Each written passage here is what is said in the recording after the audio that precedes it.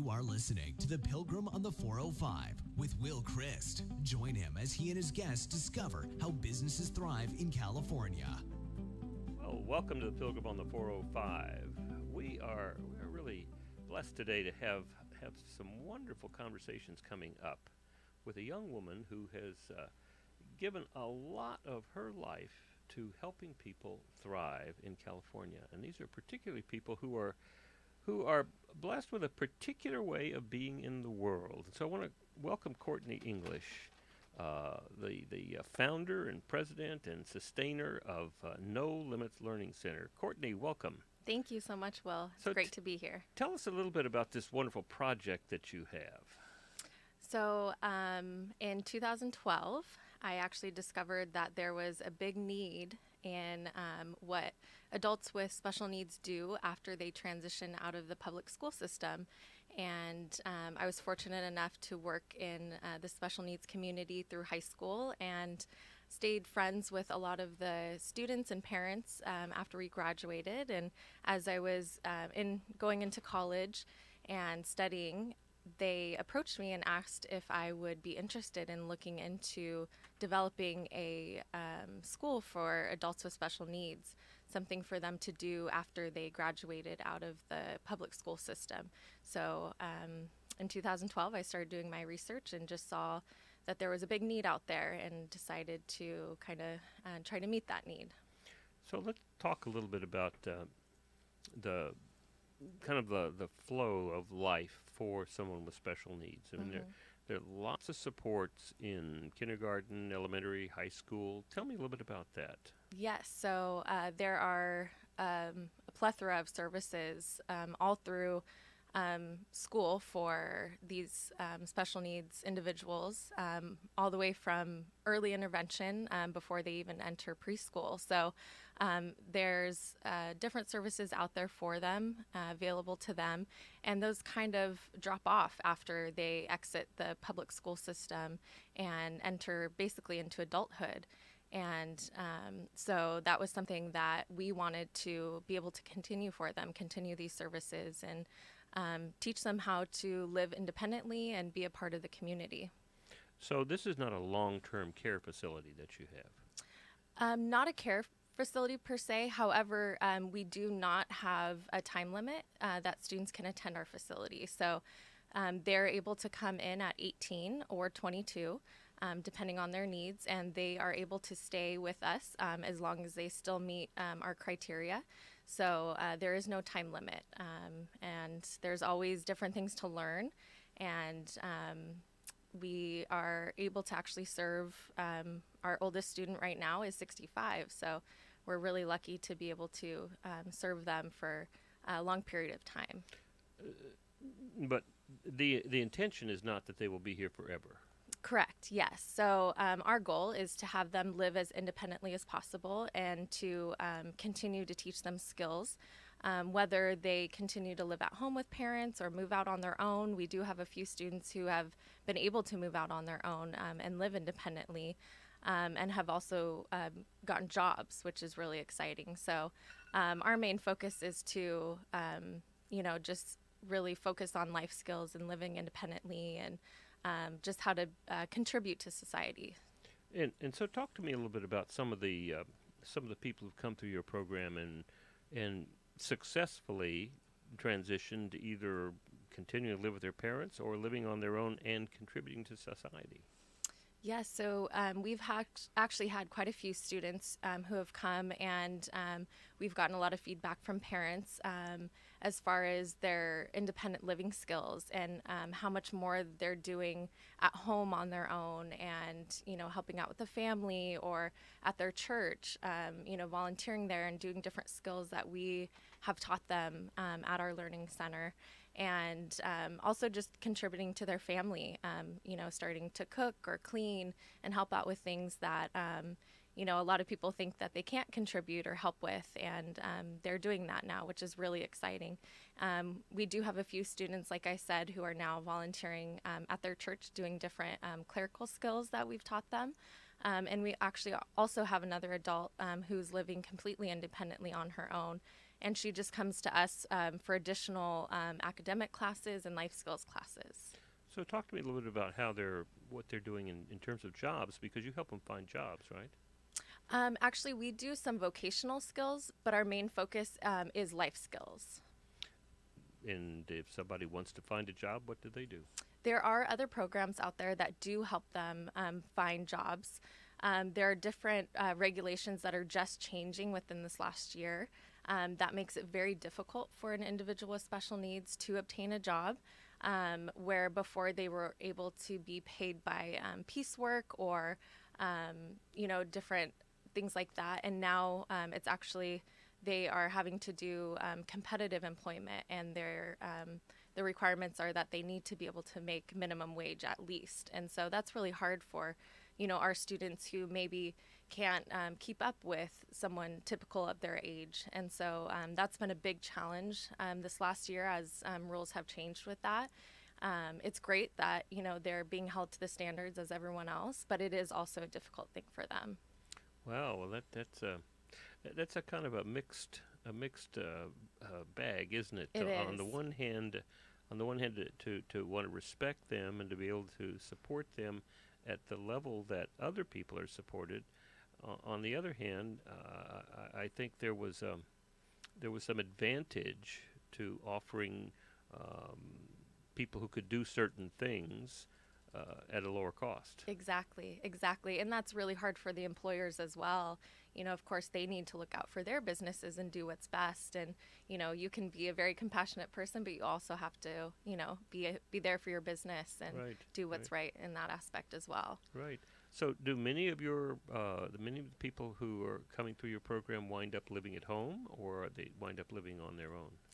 The majority have continued to live at home, and they do eventually want to venture out on their own. And so we are lucky enough to have a lot of younger consumers, so in their 20s or early 30s. And so they're kind of just starting to venture out on their own and kind of figure out what they're wanting to do for their life plan, if it's live with parents, or we've had a few parents who have gotten really creative and made back houses, which gives their children that sense of independence as well. But it really varies for every student. But we're kind of on the younger age range, so they're kind of just trying to figure out what they want to do.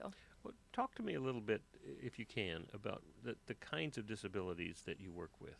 So we serve a variety of disabilities, from Down syndrome to autism to cerebral palsy. Some of our students are just intellectually disabled, and we serve a variety of different students. And now I understand that it wasn't an easy ride to get this started. Yes, you're correct. It actually took me about 3 years to be able to start our venture. And it was a challenging road. And I was actually surprised to see how many people were not versed in the special needs community and the needs out there. It was actually quite shocking to see. And so that was part of the challenge in getting this started was, first and foremost, it was educating a lot of people, educating cities as far as where we fit, in a city, as far as occupancy codes and different things like that. The fire department as well, their codes are very strict, and they weren't really sure where to put us as well. So Tell me what you mean they didn't know where to put you. So when you start a business, especially one like ours that has, individuals with special needs, you are put through the city, an occupancy code, and then through the fire department, you're also put under a different code. So we kind of have a very special niche.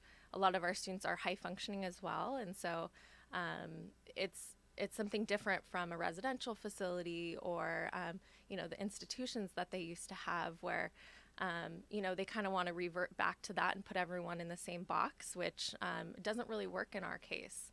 So, like I said, a lot of starting up was just educating, the public on that, and that we're an individual niche, and, it needs to be looked at separately versus putting us in the same category, which puts a lot of unnecessary requirements for us. And so you had a lot of education to do, and there was resistance from the community?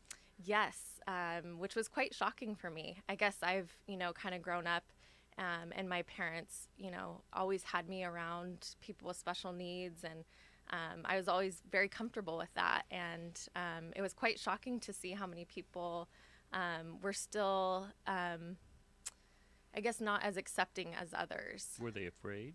Afraid, yes. What were they afraid of? Did you find out? Mostly was bad experiences that they've maybe had in the past, or just someone actually tried to ask if our students had any sort of criminal record or background, and then also asked if it had any similarities to Alzheimer's, which is very different. They were worried that our students were going to be, wandering in the street and different things like that. So as frustrating as it was, I just had to be compassionate to those people and educate them and not get frustrated with, their previous experiences or, their initial thoughts, and, just had to kind of work my way through that. It seemed like you had to do a lot of forgiving. Yes, absolutely. Yeah. It was tough. It was really tough. And especially people who are, in the higher up of cities and fire departments, it was really challenging just to see their stance on it as well. Did you get the sense that they were using their regulations to exclude you, to keep you out? It did seem like that, yes. And of course, I'll never know 100%, but there were definitely times that it seemed that they were using their power and authority to not have us in a city. And so we were very fortunate when we went to Brea. Brea has a great city council, planning commission, and the fire department as well. They've been nothing but compassionate and helpful, and just excited to have us there. And they've really come alongside us and have done whatever they could to make our stay there. I understand the mayor of Brea got behind your project. Yes, actually, yeah. Who was that? The former mayor, which was Brett Murdoch. He kind of heard what challenges I was having in another city and came up and met with me one day and said that he wanted to help in any way he could. And I did some public speaking when we were going through some challenges, and he happened to hear one of my speeches, and he approached us and spent countless days and hours trying to find a facility for us, and just helping us through the process with the city. And he was great, and we wouldn't be where we are today if it wasn't for him. So now, talk a little bit about what your mission is. How do you see this mission? I mean, this is not just this is a way to make money. Yes. So basically, I just wanted to create a space where these individuals were loved, cared for, safe. You hear all of these horror stories of what some other individuals with special needs have been through, and actually some of our students have some unfortunate events that have happened in the past. And so, I just wanted to break that, and I wanted parents to be able to drop their students off and just feel comfortable and assured that their students are going to be loved and cared for, and reach their fullest potential too. There's so many other places that just don't see how much they can offer to the community, and I think we have the most amazing staff. I just can't say enough about them. It's not a job for them. This is their passion, their life. They give up their weekends to watch them play sports, and their ministry. Yes, absolutely. Yes, their ministry. We actually just had a dance last night, and we had staff there till 9 o'clock at night helping with that. So we've just been really blessed, and just the abundance of love that we have at the center is just amazing. Well, how can people help you?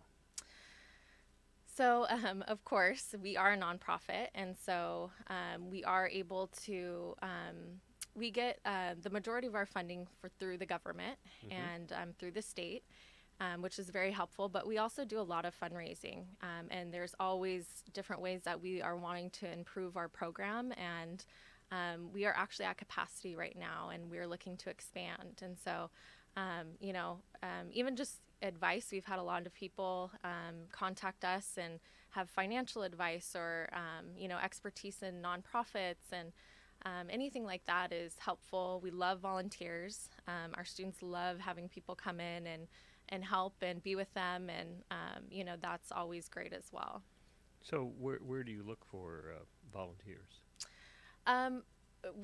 Within our little community, we've had a lot of volunteers approach us and want to come in and help during the day. We actually partner with Cal State Fullerton. We have a lot of interns coming from them, which has been great, and our students have loved them. And actually, we've hired quite a few of our interns as well, which has been great. So, but just the local community, we have a lot of people who come in and just want to spend time with our students. So do you ever talk to churches and offer them the opportunity? We do, yes. And actually our dance that we had last night, we had a local church group come in and hang out with our students and serve them, which was a lot of fun. So to me, one of the things you're talking about is helping, when you said to help people reach their fullest potential. Mm-hmm. My experience with disabled folks is they live the life that they see is different from people who are, I don't even know what the word would be, not disabled. Mm-hmm. Typical. Right? Mm-hmm. But they see life differently. Definitely. Absolutely. Talk to me about that. So one of the biggest pushes, like we talked previously, is about employment. And a lot of our students don't see the necessity in that. And so it's great to teach them job skills and vocational skills, which we definitely do. And some would love to have a job. And so, we try to come alongside them and help them with that. But a lot of them, just want to continue to be happy and healthy and safe. And so a lot of times, we just do whatever we can to make them happy and doing what they love. Mm-hmm. And that's different. We have one student who loves dance, and so she now teaches dance classes at our center for other students. And, anything like that, we just try to nurture, all of their different abilities and things that they are passionate about, and just, try to help them with that. Would you say that a lot of the people you work with live more in the now than in the future or resenting the past? Absolutely, yes. They definitely live in the now, and in a good way, though. In a good way, different from us. Well, there are people who pay thousands of dollars to be with people like Eckhart Tolle, who's going to tell them, live in the now, right. And let's talk about that, and this is a big discipline to be able to do that, and here we have in our midst people who do that joyfully, easily. Exactly. It's their world. Exactly, yes, and there's just so much to learn from them. Like you said, living in the now, they don't think about the past, they don't think about the future, they just want to be happy, and they are happy. They are. Absolutely. That's my wife works with. She teaches. It's one of her doctorate was in special needs, mm-hmm. And so she's teaching at Cal Baptist University, and she teaches teachers to be able to work with kids, mm-hmm. and so I've had the privilege of being with a lot of people with Down syndrome, mm-hmm. and they are joyous. They are. And yes. That's not a put on. That's not a denial. That's real. Yes. It's very contagious. Yes. A lot of people say when they come into our school that they just forget all of their problems that are happening outside. And it's just like, one of our parents say that a lot of people say Disneyland is the happiest place on earth. Right. And she thinks No Limits is the happiest right. place on earth. And yeah, they have a lot that we can learn from. Well, that's amazing, and I think that's a really important piece, because we so often see disabled people. Even the words that we use, it's something that that dis part of abled. There are things that they experience in life that we can learn from. Exactly. And we should be learning from. Yes, absolutely. We definitely should. How do we do that more? I think just being around them, and just learning what we can from them, and just the way that they live life, so carefree and innocently and passionately. Just being around them and submerging ourselves in that, I think, is just something that everyone should do. Well, we're going to take a little break here, Courtney. Can you stick around? And we're going to talk. I want to talk a little bit more about this whole experience of the world that disabled people have, and we should come up with a better word, right? I agree. Yes, All right. definitely. So we'll be right back with the Pilgrim on the 405 and Courtney English right after we hear a word from our sponsor.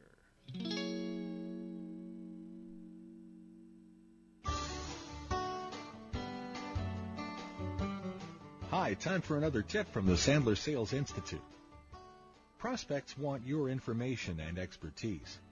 Prospects have been trained by the vast majority of salespeople to feel entitled to your valuable information. Most salespeople are comfortable in coughing up their expertise for free. However, when the orders don't come and the prospect has shopped your information to your competitor, the salesperson has fallen victim to unpaid consulting. Before giving information, ask good questions. What does the prospect want? What is the urgency? What are the consequences of not buying anything? What is the decision-making process? Eliminate unpaid consulting. This has been another Sandler Sales Institute tip. All right, back to Will and his guest. And here we are back with the Pilgrim on the 405, talking about how to discover places in Southern California where people are thriving. And one of them, Courtney English has been talking to about in her learning center, No Limits, working with, I just hesitate to use the word disabled, working with these wonderful people who are experience the world in a very different way. So tell us a little bit about what that's like. It's every day is different. Every day is different at our center.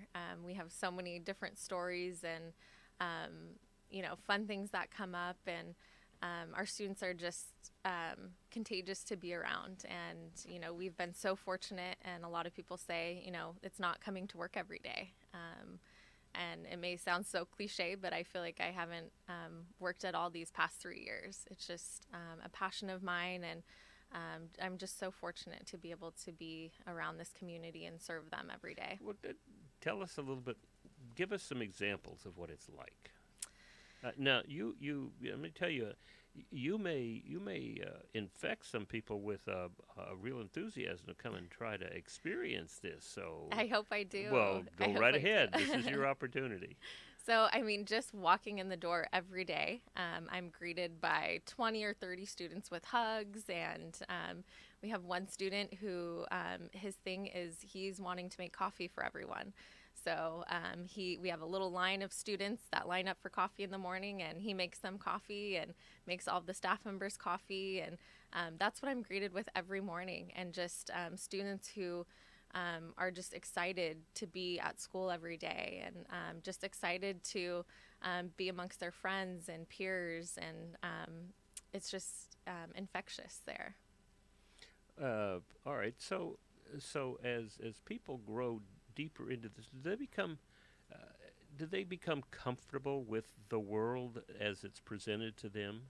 They do, actually. I have a really good friend. He's actually one of my best friends now, that I met in high school, and he has Down syndrome. And I remember the first time I met him, he was so shy and reserved, and very intimidated by being around big groups of people, especially typical people. And, I was friends with him all throughout high school and worked with him through high school. And then we were friends outside of high school as well. And he would come and hang out with my friends, just as one of the group, and just to see how he has grown these past 10 years now, actually. He will go up and talk to anyone, and he has confidence and just this ability to be so carefree in life, and he's not intimidated anymore. And so many people have accepted him, and he doesn't see himself as different than anyone else, and that's amazing. But he does have this wonderful experience that he can bring to other people because of his difference. Absolutely, yes. And I think people see that as well. And oftentimes we're so insecure about different things, and just to see someone who does have struggles in life every day, he struggles with different things, and just to see, how he's living his life and how happy he is. And I think everyone around him, learns from that. Well, who doesn't struggle with life every day? Exactly. Yes. And to me, some of this has to do with somehow identifying with a person who is given some limitations, and then being afraid that maybe we would be like that. We wouldn't be able to function if we were, or I wouldn't know what to do if I had that kind of thing. Right. And I think that's a gift that they have. They don't feel that way. They don't, and they've grown up and they've overcome, any of the struggles that they've faced, and any challenges, that they have. They've just overcome that, and it's so amazing to see that. Now, part of that has to do with your good work, right? I would hope so. Well, yes. I mean, creating the environment for them to learn. Now, let me ask you some tough things, and you could certainly say it's not something we talk about, but what about personal relationships? I mean, these are folks that are growing. They're in their 17 to 35 years is their primary area of service. Right. This is a place for people to come to discover the joy of other people. Yes, absolutely. So talk to me about that. And to be honest, that's something I did not think I was going to have to deal with. And it's something that came up within our first week of opening, and it's something that's very normal. And, we just do our best to be a good example for them, and how relationships should be, and what's appropriate and what's not. And we just try to teach them those boundaries, and just try to be a good example for them. And there's obviously things that come up that are super uncomfortable, but that's our opportunity to teach them. And what better way than to teach them inside a safe environment. So are there people who form long-term relationships? Absolutely. Get married? Yes, actually, one of our students is married. He's been married for 7 years, and him and his wife live together at his wife's mom's house. They have the whole upstairs to themselves, which is great. And of course, things have come up that need to be talked about as far as what's appropriate and what's not, and what you should talk about in public and what you should not with your relationship. And, it's great to see them grow and, grow together. And it's a very pure relationship. And, we see that all throughout our school. And we have some people that are in talks of getting married. And, of course, that's a big challenge for parents as well. It's a big commitment because oftentimes, they're not able to live on their own. And so, that's one set of parents who are committing to, having another person, in their home. And so, it's challenging for parents, but we have great parents too who, that come alongside their students. Well, do you help parents think through the long-term consequences of having kids who are going to outlive them? Yes, absolutely. We do have some difficult cases where there's no other siblings, and parents are elderly, and there are some great places for students like that. And even though I wish I could take them all in my home, but there's some great group homes out there, great family homes. They're now moving towards families opening up their homes and having individuals with special needs live there with them. And, I think that's great too, because that's a family environment where group homes are great as well, giving them almost like that dorm life, living with friends and things like that. There are some great group homes out there as well. So we definitely, especially because we have adults of all ages, are constantly, dealing with that with parents and students as well. So this is a whole environment that you're working with, not just individuals. Absolutely, yeah. So can I ask you a really tough question that I'm curious about? Sure. So we have boys and girls. Do we ever have any gay special needs? Yes, actually, that is a great question. And I know people have different theories on, people that are born that way, or and I believe just with what I've seen, they are born that way, and whether they have special needs or not, that's part of them. And we have, just like typical people, we have parents that are not okay with that and tried to steer them in the other direction. But then we have other parents who just embrace everything about that individual and about their child. So it becomes just another special need. Exactly. Exactly. Yes, absolutely. It seems to me that one of the things that I have learned from my wife in her work is that we are all special needs people. Definitely. Right? I would have to agree with that, yes. And to the extent that we can begin to understand that we are all special needs, then there's not that much difference. You're right. It's more like we all have our own specialty, and what's wonderful is discovering that specialty that someone else has. Absolutely, yes. And I love that way of thinking, and I wish more people would think that way.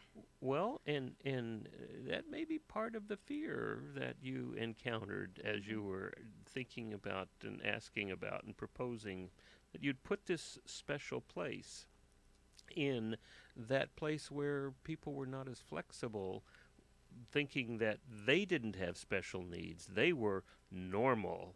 And the worst thing that could happen was that somebody would discover that they weren't normal. Exactly. And then what would they do? Right. Yeah, and we've, just within our neighboring businesses around us, we've kind of broken that barrier, which has been great. We have students who go and deliver cookies at Christmas time, or anytime we have an event, a taco guy over, we invite all of our neighbors, and they love, they're getting to know our students and looking out for them as well. And it's just great. It's great to see, the community around them, kind of adjust and see like, oh, this is okay.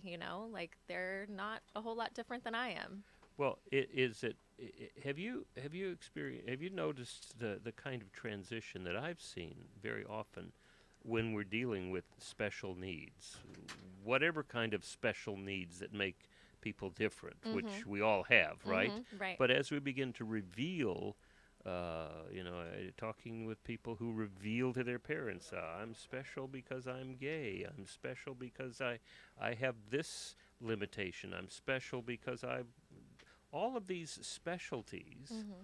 Now, have you noticed that it begins with a fear, and then it moves to, if they make the transition, then it's a kind of charity. It's I will do this because they can't do it for themselves. I'm looking out for them. I'm the one that has the potency, and they don't. I will take care of them. And then the next stage is an aha. They have something that I don't have that I want. They have something that I can learn from. And the next stage is a celebration, first of their specialness and then our own. Have you observed that? Absolutely. Well, tell me about that. Even, as crazy as it sounds, with parents, they, of course, see their children grow up, and because they have special needs, a lot of them want to protect them and do things for them. And it's so amazing to see parents come in and sit for their meetings, and we'll tell them, your student has done this for the last 3 months, and they're great at that, and things that parents never knew that their student could do. Vacuuming, for instance, a lot of them just assume, they can't help around the house, I'll do that for them. And it's just amazing to see parents, discover these things that their students are capable of doing. Which is a kind of enabling impotence. Right, exactly, yeah. And then just to see that joy of their students contributing more to, the household in different ways. It's just great to see that. It really is, to see them all working together and, being treated like a typical adult of their age, and being able to do things like that. And, it gives them such pride as well that they're able to accomplish those tasks individually. So one thing back in the late 60s, early 70s, there was African American saying. I think it came out of that community that God doesn't make junk, and discovering that people with special needs are not God's junk. They are God's gift to a world that so often gets all caught up with desires of the future and despair about the past, and they completely forget about that tomorrow is Valentine's Day, right? Right.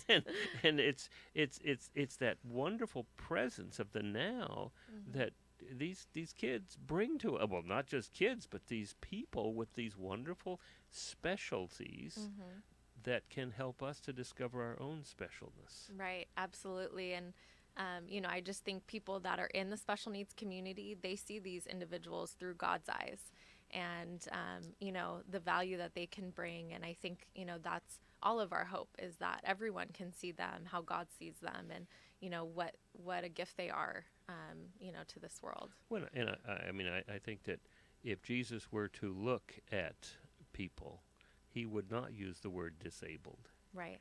I agree. And maybe he would use the undiscovered gifts, but somehow he would see us all not the same, but he would see us all as equal. Absolutely. And now this is where I want to thank you, because that facility that you have is not just a facility that serves the disabled. You know that, right? Right. Yes. You become one of the leverage points for all around Brea and all around Orange County and California and beyond to discover, oh, we are all special.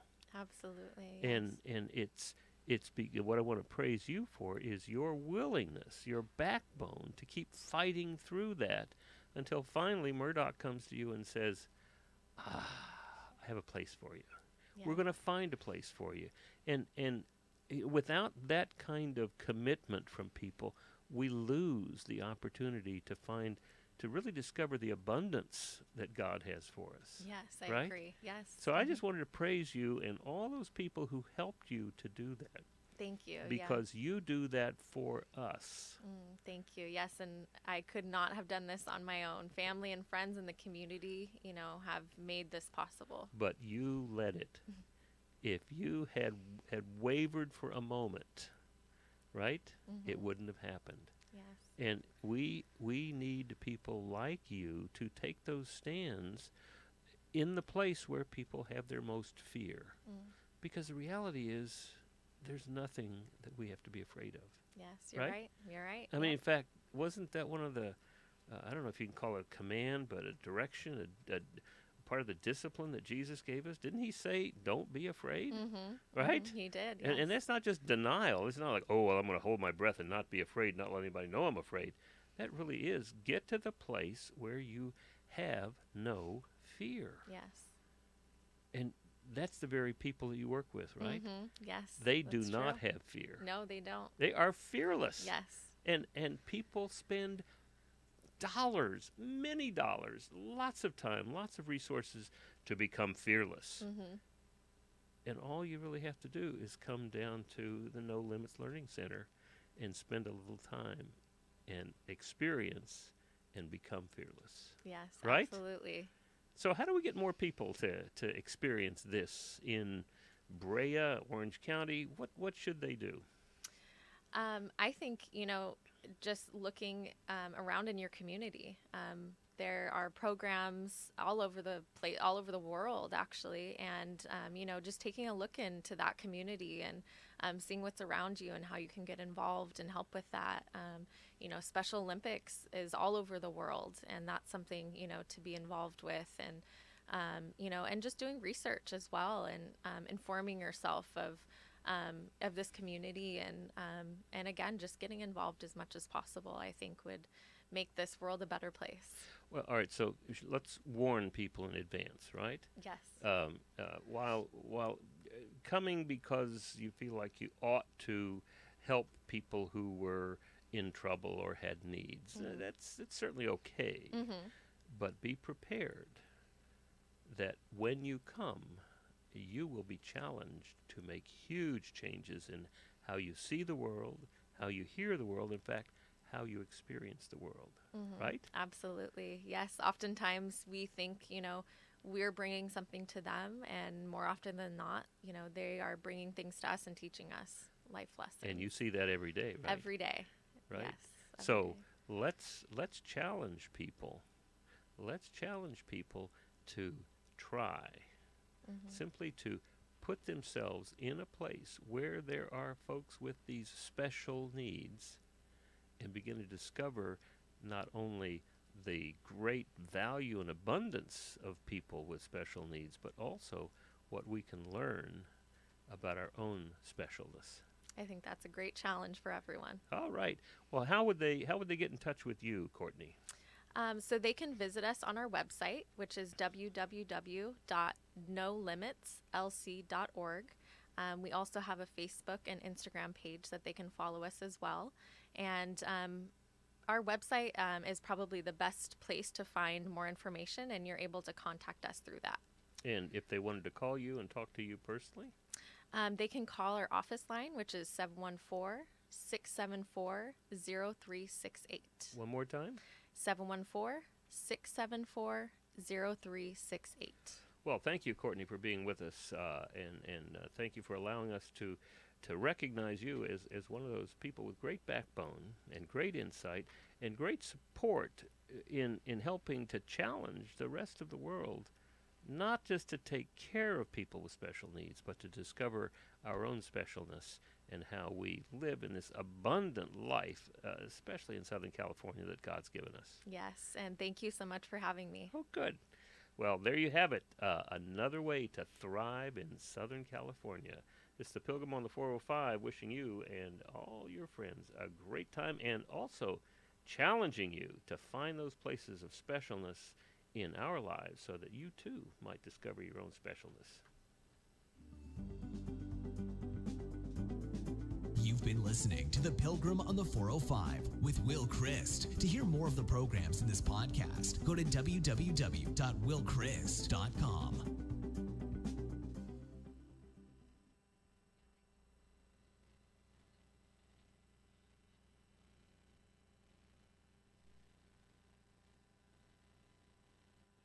When you use the Premier Rewards Gold Card from American Express, the rewards points can keep on multiplying. Buy 3 with triple points on airfare. Buy 2 with double points on gas and groceries. And a single point for pretty much every other dollar you spend on the card. Then, start choosing from over 1 million rewards to redeem all those points. Apply today and the annual fee for the first year is on us. Call 1-800-AXP-GOLD or visit axpgold.com. The annual fee for the card is $175.